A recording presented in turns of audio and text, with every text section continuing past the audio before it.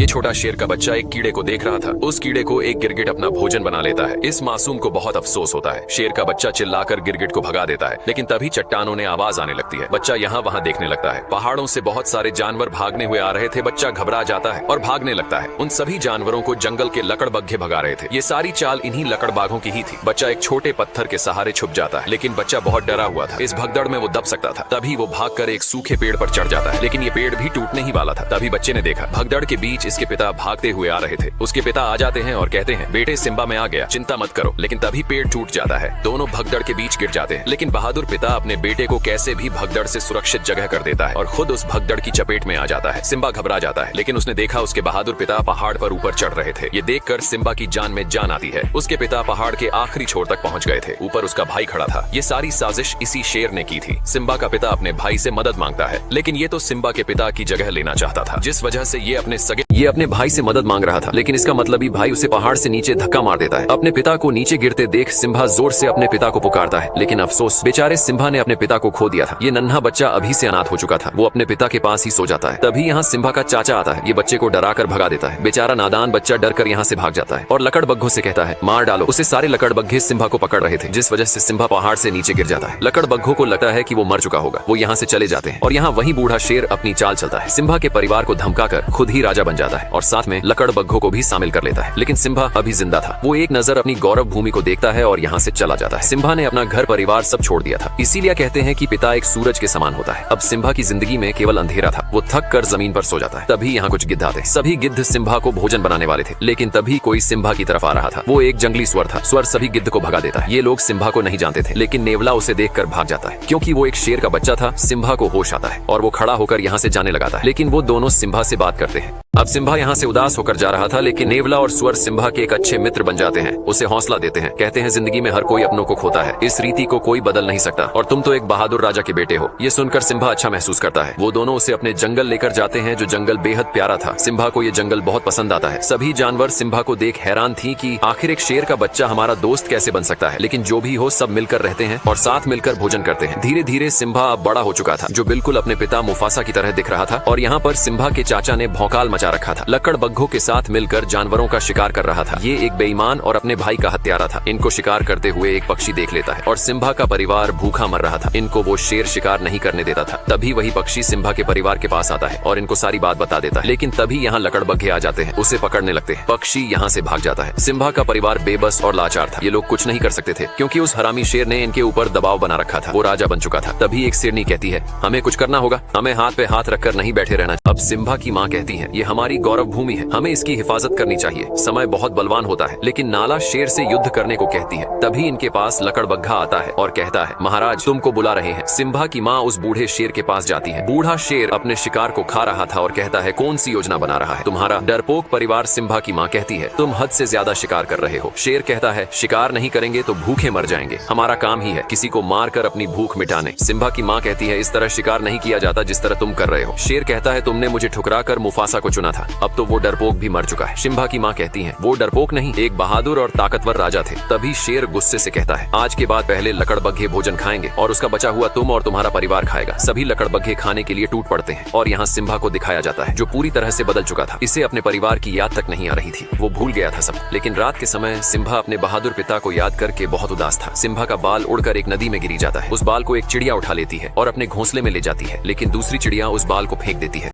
अब सिम्बा के बाल को एक चिड़िया उठा लेती है और अपने घोंसले में लेकर जाती है, लेकिन दूसरी चिड़िया जानती थी ये घास नहीं बल्कि किसी जानवर का बाल है, जिस वजह से चिड़िया सिम्बा के बाल को फेंक देती है। वो बाल बबूल के पेड़ पर गिरता है। जिराफ बबूल के पत्तों के साथ सिम्बा के बाल को भी खा लेता है। अब एक कीड़े को दिखाया जाता है, जो जिराफ के मल को ढकेल कर ले जा रहा था, लेकिन जिराफ का मल लुढ़क कर टूट जाता है और सिम्बा का बाल उड़कर दूर चला जाता है, जहाँ बहुत सारी चींटियां थी। एक चींटी बाल को उठाकर ले जाने लगती है। तभी एक बंदर चींटी के पास उस बाल को देख लेता है। बंदर ने पहचान लिया था कि ये सिम्बा का ही बाल है और सिम्बा अभी जिंदा है। ये संदेश एक खुशी का संदेश था। बंदर खुश था, क्योंकि इनका राजा फिर से गौरव भूमि पर राज करेगा। और यहाँ सिम्बा के दोस्त पर एक शेर हमला कर रहा था। इनके जंगल में एक शेर घुस चुका था। सिम्बा का दोस्त अपनी जान बचाकर भाग रहा था। वो शेर का शिकार होने ही वाला था। तभी सिम्बा उस शेर को दबोच लेता है। दोनों ही एक दूसरे से कम नहीं थे, लेकिन दूसरा शेर सिम्बा को दबोच लेता है। सिम्बा उसे नाला कह के पुकारता है। दोनों एक दूसरे को जानते थे। ये नाला सिम्बा की बचपन की दोस्त थी। नाला सिम्बा को जिंदा देखकर बहुत खुश होती है, क्योंकि नाला को सिम्बा मिल गया था और सिम्बा को उसका प्यार। अब सिम्बा और नाला इतने दिनों के बाद एक दूसरे को देखकर बहुत खुश खुश थे। नाला सिम्बा का बचपन का प्यार था। सिम्बा कहता है, नाला, इस जंगल में तुम्हें बहुत अच्छा लगेगा, यहाँ सुकून है। नाला कहती है, सिम्बा, तुम्हें अपने घर चलना होगा। उस बूढ़े शेर ने हमारी गौरव भूमि बर्बाद कर दी है, तुम हमारे राजा हो, सब तुम्हें देखकर बहुत खुश होंगे। सिम्बा कहता है, मुझे कहीं नहीं जाना, मेरा यही घर है, तुम भी यही रुक जाओ, इस जगह तुम्हें बहुत अच्छा लगेगा। सिम्बा नाला को पूरा सुंदर जंगल घुमाता है। दोनों बहुत मस्ती करते हैं। ये जगह नाला को बहुत पसंद आती है क्योंकि इस जंगल में सचमुच सुकून था। दोनों इस पल को जी भर के जीते हैं। तभी नाला कहती है, सिम्बा, अगर तुम जिंदा थे तो तुम घर क्यों नहीं आए? उस बूढ़े शेर ने पूरी गौरव भूमि तबाह कर दी है, हमें कई दिन भूखे भी सोना पड़ता है। लेकिन सिम्बा कहता है, मुझे इससे कोई मतलब नहीं है, अब यही मेरा घर है, मैं इसे छोड़कर नहीं जा सकता। सिम्बा बहुत बदल चुका था, वो भूल चुका था अपने लोगों को। नाला कहती है, कैसे शेर हो तुम? तुम्हारे पिता और तुम में जमीन आसमान का फर्क है, तुम एक कायर हो, डरपोक हो। इतना बोलकर नाला यहाँ से चली जाती है। अब सिम्बा रात के समय जंगल में उदास घूम रहा था। तभी वही बंदर सिम्बा के पास आता है और कहता है, सिम्बा, पहचानो खुद को कि तुम कौन हो। सिम्बा बंदर की बात को अनसुना करके जाने लगता है। तभी बंदर कहता है, मैंने